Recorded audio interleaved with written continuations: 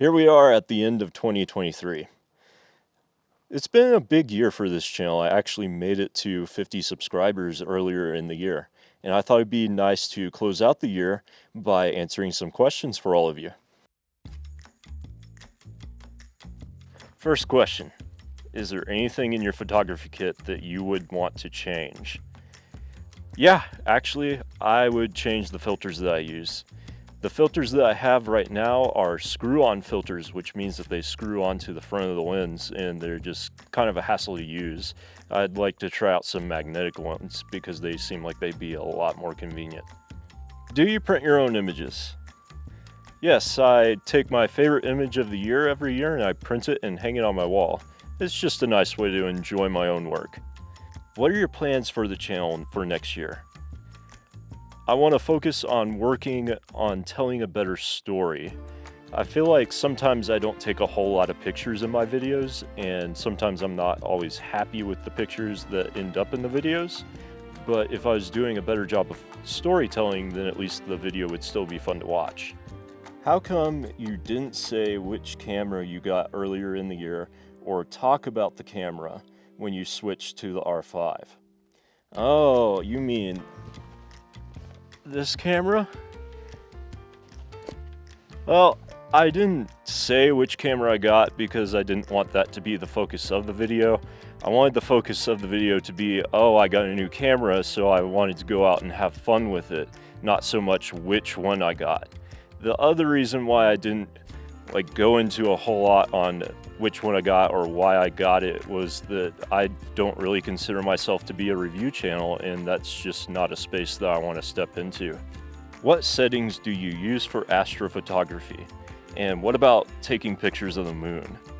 So for astrophotography, I did a lot of experimentation, and to get an exposure that I liked working with, I found that kind of my go-to settings, if I was just going to take one shot, was to use 25-second shutter speed and ISO 3200 at 14 millimeters f2.8.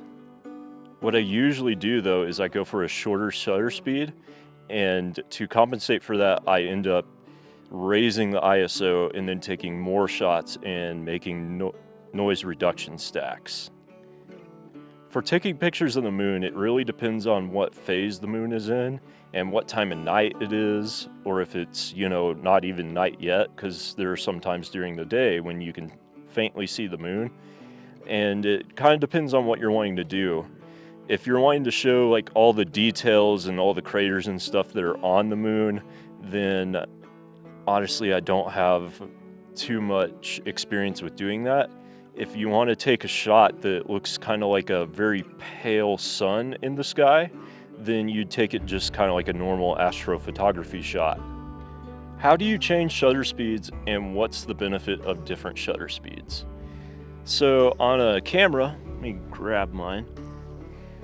You should have one of the dials. It's usually this one right up top here that you can change, that you can dial it back and forth to change the shutter speed. I actually have mine remapped to this one back here, and different shutter speeds will have different effects on pictures. Like if you go for a really fast shutter speed, it's going to freeze the motion. That's really handy for things like sports photography. If you go for a longer shutter speed, then that's going to blur motion. That's really handy for things like waterfall pictures like I took while I was at Yellowstone. Do you use autofocus, and why or why not? When I'm hand-holding the camera, I always use autofocus. When I'm on a tripod, I tend to use manual focus so that I can take advantage of tools like focus peaking, so that I can see what parts of the photo are and aren't in focus. What is your favorite picture you've taken and why?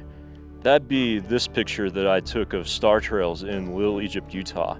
I just really like taking star trails. It's really fun to take those pictures and then put them together and just create an image that way. What is the most difficult shot that you took this year?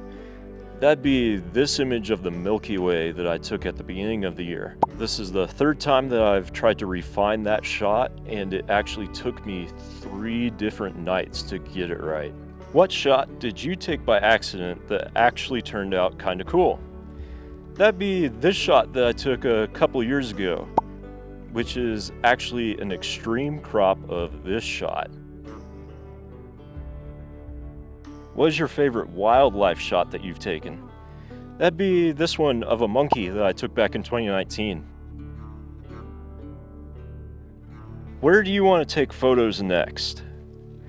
Well, I don't know if this is where I'll end up going next because of timing and planning, but somewhere that I really want to go and take pictures of next year is Big Bend, Texas. What is the airspeed velocity of an unladen swallow? Well, let's find out.